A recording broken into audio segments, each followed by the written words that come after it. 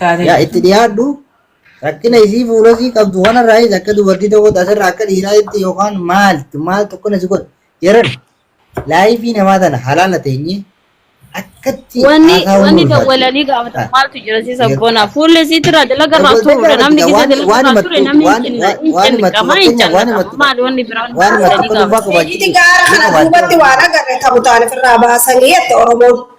Namni mijiyyoo tana laalee fuula isiirraa waan beeyne wahuma beeytan jedhu. Wallahi mijiyyoo yoo abarashiidhaa barbaannee turre gasti isiinu naquu diddenaa fi isiinu meeyoo anumallee taphachiisanii kara hojiidhaa hojuma takkaallee uumaddettee mijiyyoon tun. Mijiyyoon fiizaa firiidha qabdi dhugaa fiizaa isii firii fiizaa firii kun fiizaa firii kun goggogaa qabatanii yoo hojii takkaan namni si dura jiru namni lafa san beeku dalagaa kan haala si mijjeessin bijiyyoon kaleessa xayyaara irraa buute tamana Oromootti buute takkaa gambaateen beey maal amma bayaan irraa hin gaafi qaba wari isiituun gaafatin naan jee malee amma bayaan gaafachuu ana sabboona maali beeyta sabboona wajjina ati gaafadhu dhaabbadhu lakkee sabboona akkuma naamusumaan wajjaa to'ina bayaanii wajjini obsaame qoy sabboona aywa ijoollee teenya tabiyyaa baatee dalagachuuf deemtu akkaataa isaan itti qophaawan himuufiin asirratti hedduu nasasariidha. Fidamee achirra darbamee san booda itti mala dha'uudhaa miti. Ani wanni na dhibe hogguu biyya kana dhufuu deemtu isiin bakka dhufuu deemtu ni beeyti mumbee. Dhibdee qabdi jenne yes dhibdee qabdi. Dhibdee tana akkam godheetiin keessaa baay'atee firii viizaa fudhattee dhufu. Jara keenya dubbiin akkanaa miti. Ijoollee teenya ta'ulii dhuftuufillee karaa diriirsa. Afaan biyya sanii yoo hin beekne. Harka keessa yoo waan hojjetan baratee hin dhufne. Yoo bakka itti deemtan san isiniif kan qophaa'in taate. Ispeeshaalii Dubaay hin dhufinaa. Fi Qatar. Hai. Asirra jedhanii dhibdeen qaba. Dhibdee hamtuu jira Dubaay keessa. Abashiraati baranii. Abashiraati wanni guddoon ati na hubachuu qabdi. Wallahi abarashiidha dhugaa jirtu haasayeeti rabbii mangeetitti hafi dhugaan dhugaadha gaama dhugaan akkana deemti. Himee hin jirtu irratti dalagaan dhabdu. Carraan laatabe.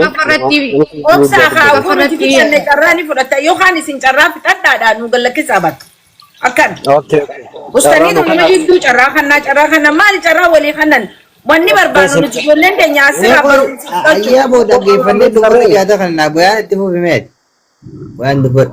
Gizeen namni dubbatu carraa walii kannaatti deemuudha malee iyyuu faayidaa takka hin qabdu. Okay? Sana salaata yoo wal dubbanne immoo bareedaadha. Maal taate Arafaat maal taate? Wanni isiniin teettu san natti himaa natti.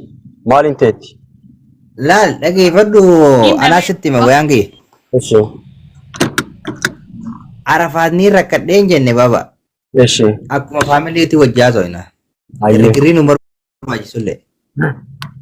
Arafaati ni rakkadhee rakkinaan qabaa na gargaaraa illee hin jenne. Arafaati osuma kanatti etteenyee haasa'uu jirru waa'ee geemii haasa'u turre.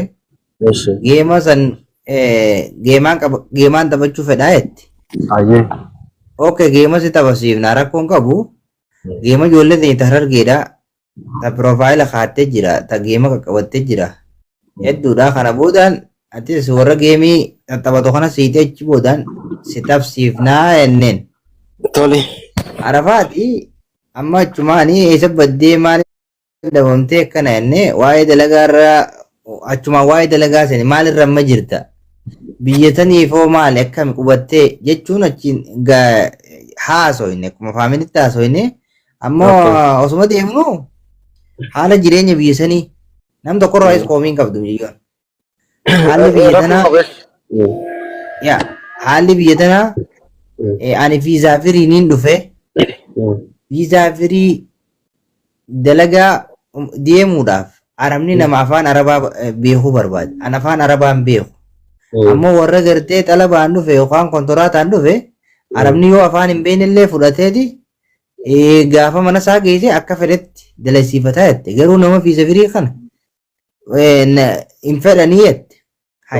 Achirraa duuba rakkoo keessa jirtaa yookaan eega dalagaan deemin jennee waa'ee itti seenne bayaan keenya. tasiitan nam tokko isiin gaafiin kaafne rakkoon qabaana dirmadhoo sin jenne tasii asumatti si gabaabsa ati ni gaafa warana fuute sanii anumaa si gaafatetan isinleen gaafata gaafii mataa kiyyaate ati gaafa fuudhan sanii isin birallee dhayitee gammannee waliin fuune yoo fuutan eeysa booda gootanii eeysa jirtii wal quban qabdanii ati. Waan bareedaa kaafte. Namni tokko michoon tun eenyu bira jirti akkam taate dura nama waliin jira san gaafataniitti dubbata malee islaan dubbata. Amma wanni an jechuu barbaadu Arafaati namni tokko beektaa jalqabumayyuu lafuma kan iyyuu faayidaan qabu beektaa. Gaafa michoo tana achii fuunu fudhamte michoon tun maali? Kaayyoon Oromoon gaafsa walitti qabamtee fuuteef michoo mana sanii gabbaasanii waraqaasii fudhanii fi irraa kafalanii jechuun 400 achi gabbaasan. Gabbaafnaan obboleettii nyamaafusaan anaatu hojii galchaattee ifitti fuute. Okay? Gaafa ifitti fuutellee michoon tun yeroo dheertuu kan isii bira jirti maafusaa bira. Akkuma obbolaa waliin jiraataa turan. Hojii marra takkarra lamarra galchiteerti. Akkuma isiniin jettee namni firii viizaa qabu namni afaan hin beekne mas'uulummaa nama arabaa hin qabu waan ta'eef namni fudhatu hin jiru. Arabni baay'ee fudhatu. Biyaansi nama araba sanatti dhiyaatu yoonii fi kasi kan malee namni fudhatu hin jiru. Salaanii fi isiin amma kontiraataan dhufte higgaadhaan dhufte ifitti fuudhaa waraqaa san ifiif hojjetaa fi arabni mas'uulummaan isiin araba jala jira waan ta'eef humaan taatu. Siigalee miti kanaaf ni fudhatan jarri. Amma isiin tun takkaffaa afaan hin beektu lammaffaa hojii hin beektu sadaffaa irratti mas'uulummaan si habashaadha malee arabaa miti iqaamaan isiidha jechuudha. Arabni ni sodaata biyya kanatti waan barbaadde yoo ati balleessitee deemtee mas'uulummaa kana eenyu fudhataa fi jaa hin sodaata. Siigalee miti. Kanaaf michoo tana yeroo baay'ee isiin hojii galchitee yeroo hojiirraa deebi'u dhageellee dubbadhee tura kana durallee. Kanaaf rakkoon jirtu michiyoon waraqaa mataa isii yoo qabaatte yoo hojii mataa isii Oromoon akkuma gaafa san wal taatanii nuti Harargee keenya maal jettanii gabbaaftan maallaqa buuftaniif hojii dhuunfaa yookaan uumtaniif wahiim wanta kayyoo isin gootaniif okay. Kasarraa yoonii fi ID qaama mataa isii kana saltee kontiraata seente ni hojjetatti. Amma siigalee miti. Sani ala immoo waraqaa mataa isii qabattee yoo bizinesa namni waraqaa mataa ofii qabu jechuun nama of danda'e ka afaan beeku ka bizinesa mataa ofii qabudha. Namni biyya hin beekne afaan hin beekne waraqaa mataa kiyyaatiin qabajee jiraachuun kabbaadidha biyya namaa kanatti. Baay'ee ulfaata. Mush isii miti nuti warri biyya kana keessa waggaa meeqa lakkoofsee biyya kana keessa jiruyyuu bizinesa mataa keenyaa yoo hin qabaatin waraqaa mataa keenyaa bichaa qabaannee hatta shamaraa miti dhiirtiin waraqaa mataa isii keessa qabdu kabbaadidha jechuudha. Amma kaampaaniileen babbanamtee ijoolleen firii viizaan dhuftee seenti malee dur namni si fudhatu hin jiru waraqaa mataa keetiitiin. Kanaaf rakkoon jiru kana lammaffaa irratti gaafa isiin dura girgirriin kun uumamee Oromoon gargaartee achi gabbaatu eega hojiin kun hafee geemii taphadhee waan sana irraa harkadhuun taa'ee onlaayina kanaan uffataaf maal fidadhee daddalagadha jetti. Gaafsan gaafa isiin jettu ani dabbaalitti illee mee jira. Namni kaleessa isii gargaaree jira. Kaleessuma deeggarsaaf wanti isii kana asirraa namni walitti qabamee dubbataa ture nama kamtu geemii taphachiisaa hin danda'amu jechuun caalleen. Kuni maal dhugaa ati sibirallee dhugaa jirtudha kun. Kanaaf miciyyoon deemtee mana arabaa seentee hojii hojjetattee afaan illee barattee haa baatu. Ta'isiin geenyeeyyuu mana namaa ta'isee dalagataa jirti. Ijoolleen irraan tana fakkeenyaaf azala ta'isee koomentii barreessitu hundi kun warra mana arabaa jiru hundisi. Akkasuma deemtee haa dalagattu fayyaa qabdi. Kana kan namni hundi jeen. Rakkinni michoon keessa jirtu hin jirtu. Fayyaa qabdi. Deemtee mana arabaa jiraatti dalagachuu. Amma hojii bakka hojii jirti moo mana jirti isin? Nu gaafataa isi gaafa daasii waan soon barbaadu laali sabboonaa dhiisi waa heddullee naa soon barbaadu bayaan akka waa hedduu soon barbaadu yoo rakkoo qabaatte sabboona wanni bayaan amma isin gaafattan jedhe kuni sirriidha. Maaliif waa hedduu naa sa'uu jetti maata akka rakkoon kun dhaggeeffadhu obsi bayaan irraa fidan bayaan keenya namni afaan hin beekne dalagachuu hin danda'u jette biyya tana. Kabbaari waraqaa mataa isaati ni danda'a kontiraata yoo seenee jee. Oromoo yoo gargaartee dalagaatti uumuu fi dandeesse haa uumtu jette. Tokkoffarra mana madaam deemanii afaan baranii meeshaa arabaa dhiiguutu irra hafiifa moo miliyoona takka nama afaan hin beekne kanneen nama firan qabne. Makiina biyya tana akka Itoophiyaatti harree feetee magaalaa waan fidattu. Makiinaan namni si oofa. waan barbaade hunda namatti hirkattee waa sappoortiif gootu. Mee fakkeenyaaf afaan hin beektu yoo maallaqa na ati homo miliyoona takka kan inni akkamitti dalagatti bayaan. Kanaaf iqaamaa mataa siisan kana saltee kontiraatti seenu qabdi kaa bakka. Haala kee hanga sumatti beekun.